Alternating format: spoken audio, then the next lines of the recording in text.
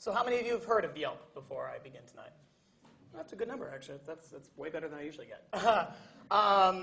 This is a presentation called Putting the You and I in Community, or more specifically, damn it, how do I get noticed in this city? Big exclamation point.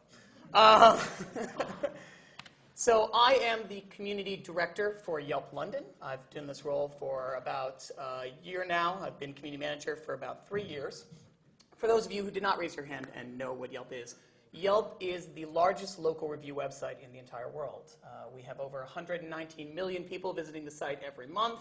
We have over 44 million unique reviews. We're built in every iPhone. If you have an iPhone and you ask Siri, find me a restaurant, find me a bar, it pulls Yelp reviews and Yelp reviews alone. Same thing with Lexus, Mercedes, and BMW. Many of you are using Yelp without even realizing you're using Yelp, which is always kind of exciting.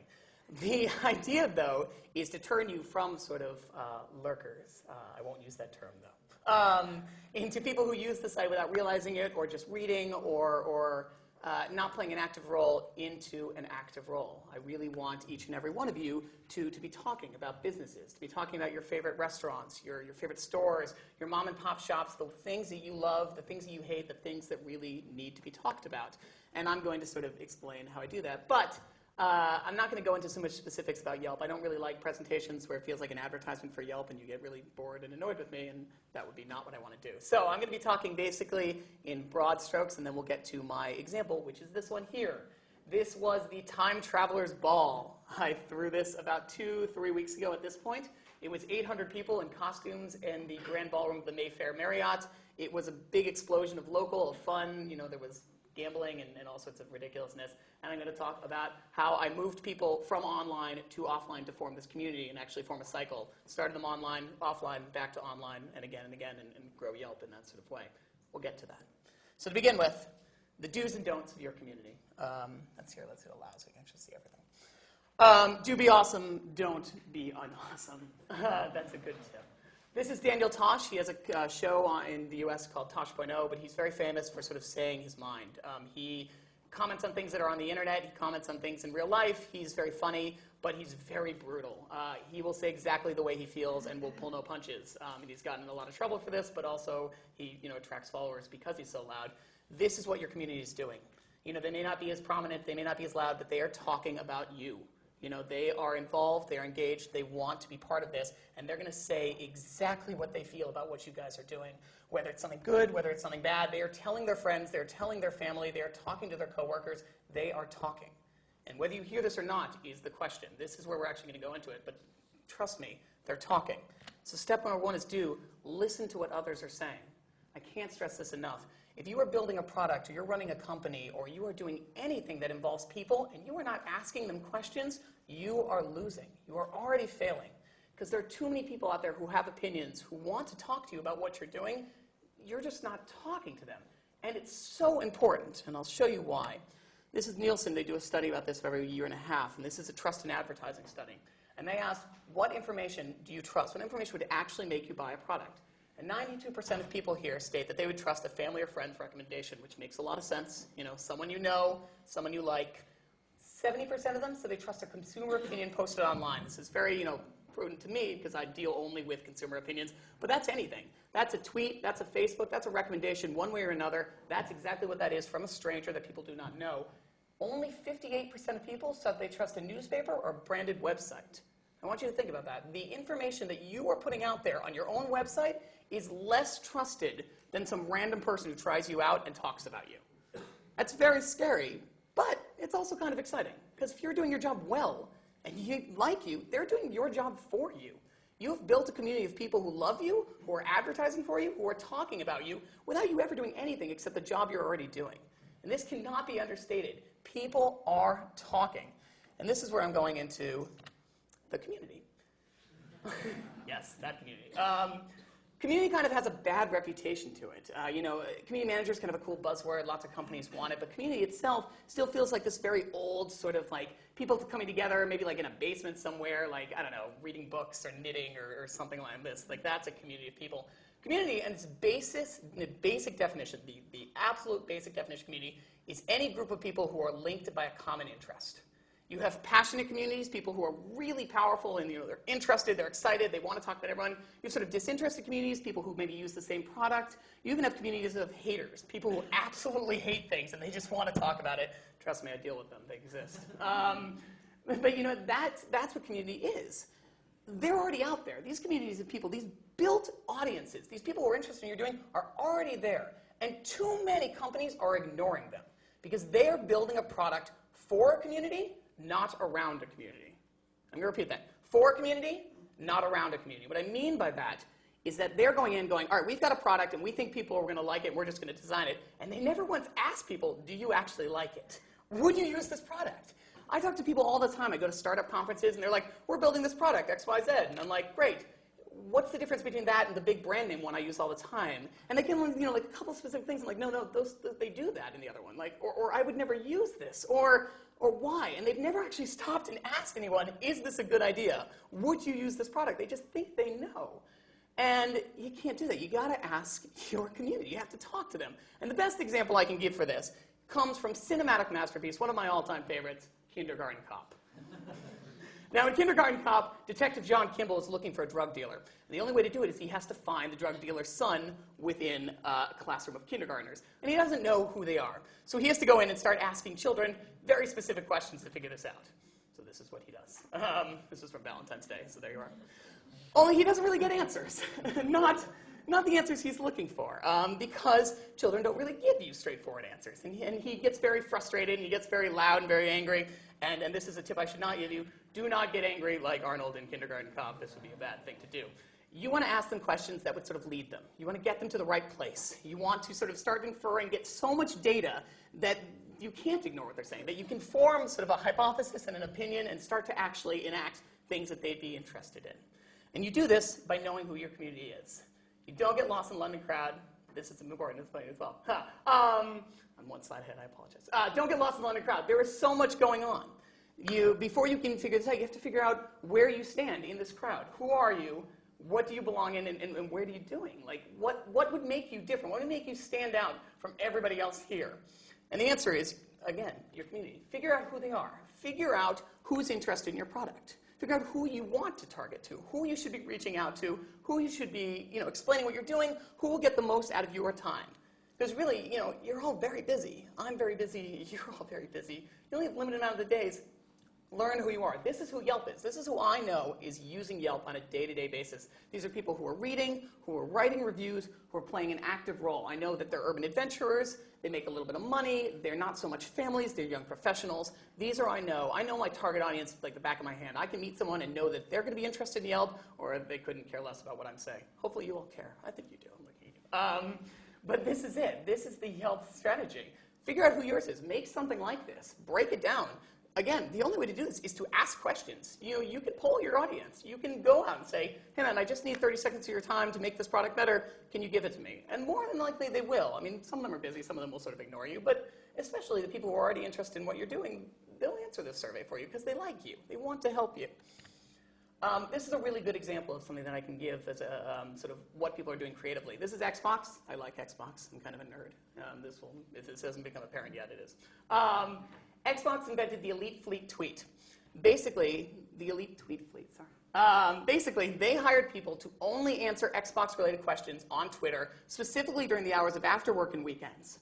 And people thought they were insane when they did this, because no one was going to go on Twitter and ask questions. Nobody was going to, ignore the phone lines or email or any sort of basic sort of thing.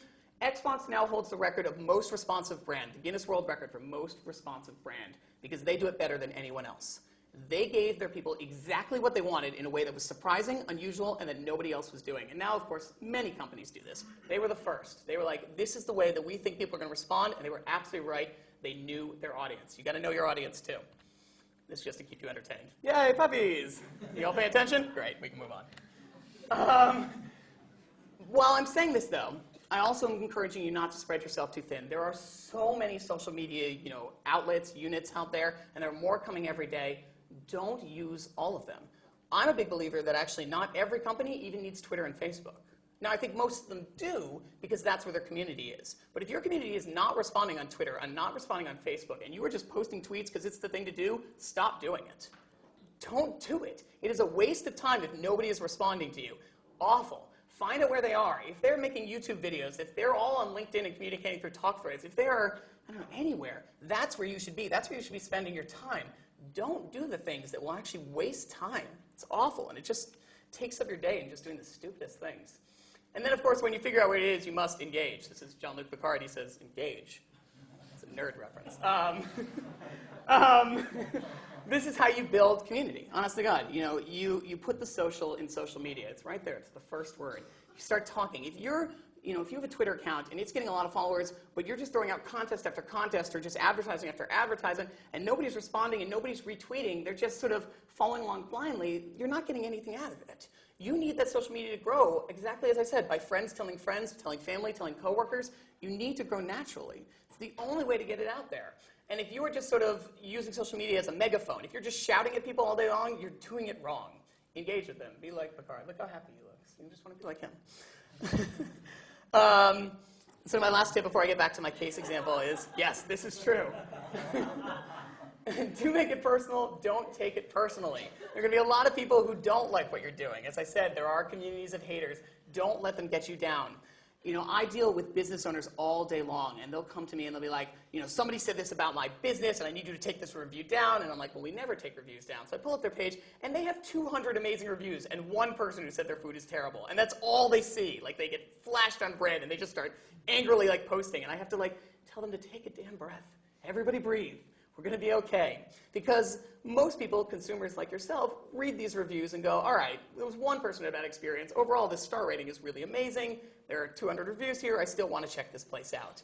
But as a business owner or as anybody dealing with a project and you spend your whole life, it hurts when people are going to say bad things. But I'm telling you right now, people are going to say bad things. If you're the best restaurant in the world, there's still going to be haters against you. If you're Apple, if you're Google, if you're Facebook, people are still going to hate you just because of who you are. Don't take it personal, but don't take it personally. Do make it personal. Show them, respond to them. That's the best response I have to these people who are trolls and who are angry, is I actually have a conversation with them. And when you actually show them that you're a real person and you're listening and you actually respond, a lot of times it shuts them up. They get really shocked that somebody is actually talking to them, that there actually is face-to-face contact, or as much as there can be over screens. But it actually does make them sort of back down and go, whoa, okay. Or they'll start listening to reason, because you're a very reasonable person. You take a breath and you do it. And that actually matters, and this is a really important step. And once you've actually built this content to a point where people are engaging, be personal with them. So this is my big example of what I've done recently. Yelp, as you may or may not know, is known for reviews. I mean, that's always going to be the heart of Yelp. You're looking for a great restaurant, a great bar, a great clothing store, dentist, doctor, park mechanic, literally anything you need on a day-to-day basis, we've got it. From people who live here and who work here. We don't really do the tourist thing. Tourists come in and write reviews. That's not our main focus. We're really about that local experience. That's what Yelp is all about, local. It's why when they hire a community manager like myself, they only hire someone who lives in that city. They're never going to hire someone to sort of run a whole section of, England or anything like this. If you're the Brighton community manager, you live in Brighton, anything like that. We're really passionate about sort of connecting locally. What we do then is actually bring them offline. My job as community manager is not to only answer questions and to sort of encourage them to get on site, but also do really amazing events. I want to sort of connect your local consumer with local businesses. So we do really cool stuff. We did a backstage tour of Wicked, where we went and saw the show and met the two actresses who played both the witches, and then did cake and bubbles in their private lounge. We did a secret ping pong event in a former post office turned event space. Steak nights, which were all free at Sophie's Steakhouse. 3-course steak dinner with appetizers, desserts, cakes, wines, steak. It was amazing. Just a lot of really fun, interesting stuff. And the idea is always to take this group of community who are interested in London. I mean, these are people who want to get out, who want to do the most exciting thing, who want to really play a role. They just sometimes get overwhelmed. I mean, the issue that London faces, and I'm sure all of you know this really well, is there's almost too much to do in the city, which sounds kind of ridiculous, but you go, okay, I really want to experience X and get to Y and go to Z, and then you end up doing none of it. And then your favorite local or chain or pub again and again. So I'm really trying to show off these amazing things. So I did this event called the Time Traveler's Ball. This came from an idea of something they wanted to do where we did a Best of London. And it started with Best of 2013, and I thought maybe it'd make fun to make predictions about 2014. And we did the Time Traveler Awards, a little past, a little future. Yeah. And it ended with this big Time Traveler's Ball, and I got lots of businesses involved.